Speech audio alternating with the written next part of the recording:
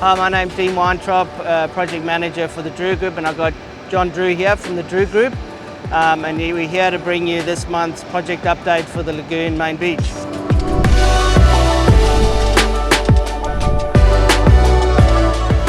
Construction update for Lagoon this week brings us to a milestone of 90% removal of all sand through bulk excavation.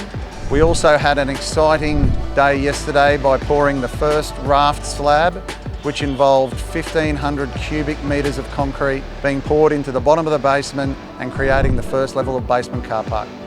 Next major milestone for Lagoon will be completion of all bulk excavation and the completion of pouring the basement slab for level 3.